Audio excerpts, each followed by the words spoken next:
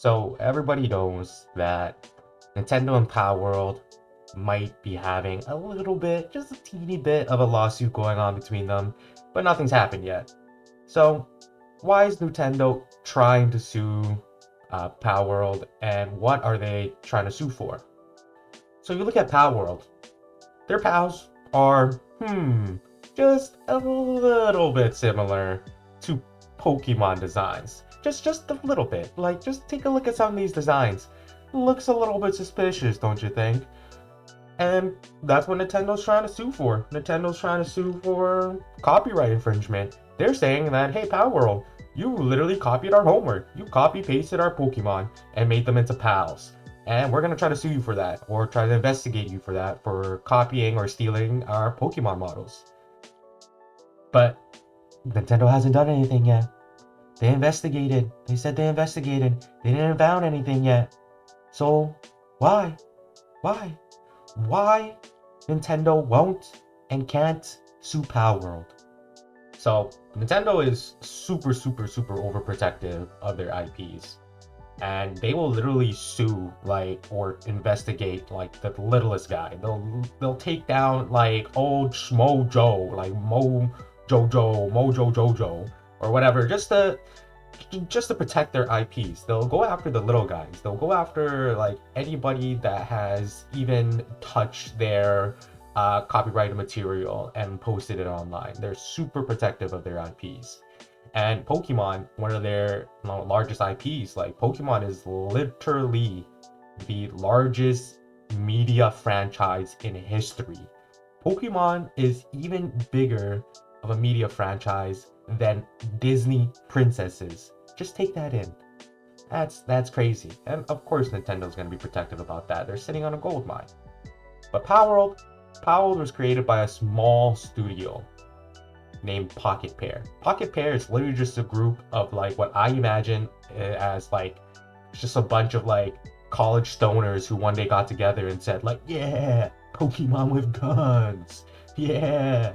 But no, they're actually not. They're just a bunch of like newbie developers, up and coming developers that were not well known and just wanted to make a good game.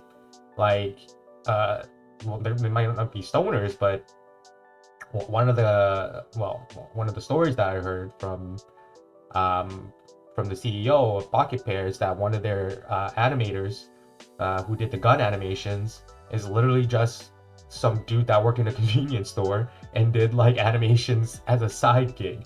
So yeah, these guys are just like they're literally your schmo Joes. You're their everyday guys that just wanted to make a good fun game. So does Pokemon and Nintendo have any grounds for suing based on copyright of their Pokemon models or likeness to their Pokemon? I say no, and I will explain why. First, I want to talk a little bit about copyrights and what they are. Okay, everybody, bear with me for a second. Let me try to explain copyrights very, very quickly in the dumbest way possible. So, say Nintendo makes a game called Pokemon, okay? And they have this thing in it. This thing, they called it Charmander. So they have this thing called Charmander in the game. It's modeled like this. So it's Charmander. So Nintendo literally has the exclusive right. They have the right to take this in, copy this, and then distribute it. So that is their copyright. It's like it's two words combined. It's crazy. It's literally the definition of copy and right. They have the right to copy this, and then they have the right to distribute it. So what they can do is they can literally they can copy, paste, put it into the other game.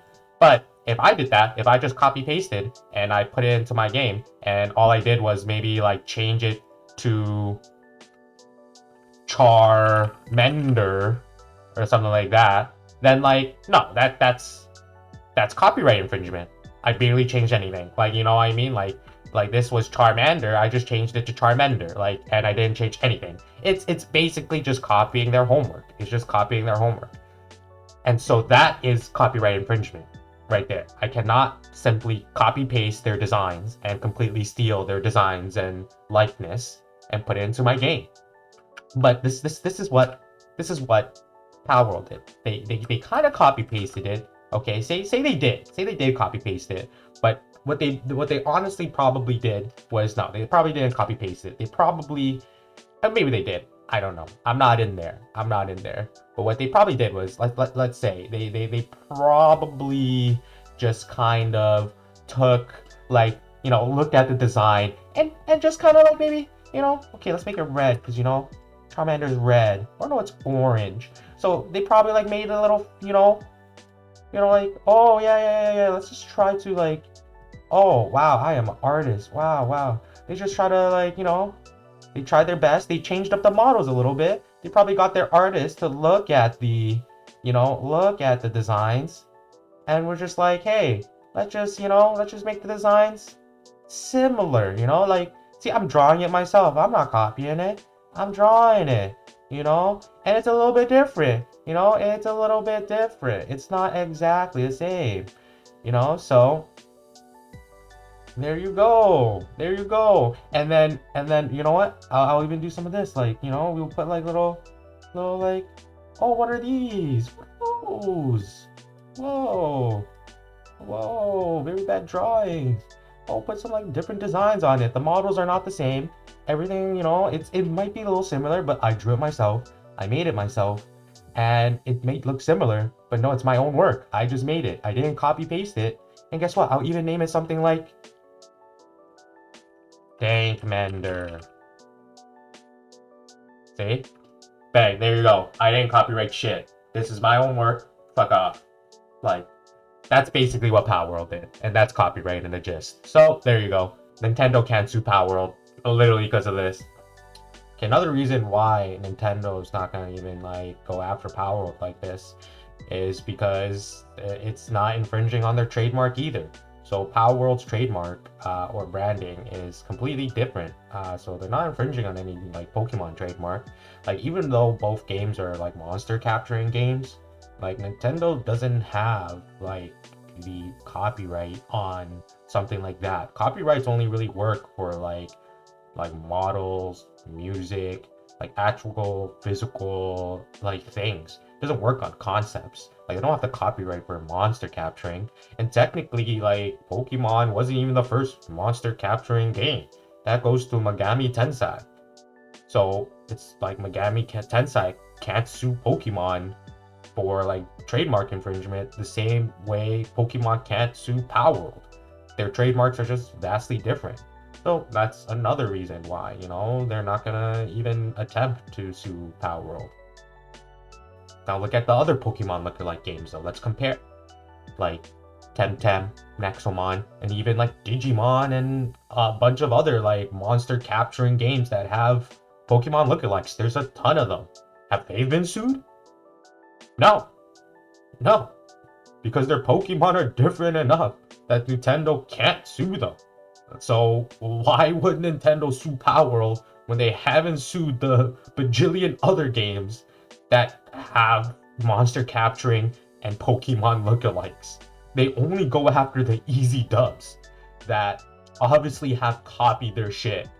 So let's go even deeper. Let's dig deep into Nintendo's past. I want to take a look at a past case that has relevance to this quote-unquote case that doesn't even exist. So let's go back to this OG case. Do you guys remember Donkey Kong? You guys remember Donkey Kong? The very first Nintendo game? Well, not the very first, but one of the first Nintendo games. Mario, introduction of Mario. Did you know that shit was actually sued by Universal Studios? Universal Studios sued Nintendo for Donkey Kong's likeness to King Kong. So just think about that for a second. They're trying to sue for copyright that they literally copied King Kong. And it's a little suspicious, don't you think? Oh, big ass monkey, like what, in New York, like on top of big buildings, like captured the lady on top of the building. Like, come on, it's literally just the plot of King Kong. And that's, you probably didn't even know what I was talking about, King Kong or Donkey Kong. It's literally almost a copy. Almost. You like that. Almost. But guess what? The judge ruled in favor of Nintendo. The judge ruled that there was enough of a difference between the two franchises to distinguish them as different trademarks, and Nintendo did not copy King Kong. So what happened to Universal Studios and their King Kong IP? Guess what? It dissolved. King Kong started being grabbed and taken up by other studios. So basically, after this lawsuit, Universal Studios doesn't have a stranglehold on King Kong anymore. So now imagine today's scenario of Palworld versus Nintendo. Okay. Let's just say Nintendo does sue Palworld. Okay, they're not, but let's say they do. And let's say they lose. They lose like Universal Studios lost. What happens to their Pokemon IP? What happens to that? It gets eaten up. It becomes vulnerable. The IP becomes vulnerable. That's the last thing Nintendo wants. Pokemon's their biggest freaking media franchise in history. It's their biggest gold mine. If they lose this lawsuit, they lose billions. They lose so much. Okay, they lose a shit ton. Let's say they win. Power goes bye-bye, and what? Nothing really changes. Pokemon just keeps chugging along. Okay, let's look at the third scenario. They don't sue. They don't sue at all. Pokemon is so big and rich that Palworld financially can't do shit to them. Can't do anything. So if they don't sue, they're just chilling. The little kids are still gonna buy their games. Like, the little effect that Palworld's gonna have, it's tiny. Palworld's only gonna make, like, the dedicated gamers, like, get mad for a couple weeks. And I bet you 90% of the dedicated gamers that got mad that, like, oh, Palworld is way better than Nintendo. Hey, Nintendo, take notes. Like, oh, we're not gonna play your games anymore. I bet you 90% of the people who are saying that are gonna go back and buy the next Pokemon game. So what? If they don't sue, they barely lose any money. They probably lose, like, a fraction, like, nothing. So their best move here is to literally not sue. The risk is too great. Basically, the risk here is either lose their franchise or become just status quo again. Why would they risk it? Why would they risk losing the biggest media franchise in history to a small lawsuit that has shown in precedent that they would lose? Like, why would they take this huge risk suing Palworld when they have the trauma or they have the experience of like these lawsuits before, and they've seen small studios win? Like, they were the small studio who won like these lawsuits. Why would they do that? It's so dumb. In my opinion, it is so dumb for Nintendo to sue. They have way too much to lose and very little to gain. And so for all the reasons I have listed in the video, that's why Nintendo can't and won't sue Palworld. Hope you guys enjoyed. I'll catch you in the next video. Peace.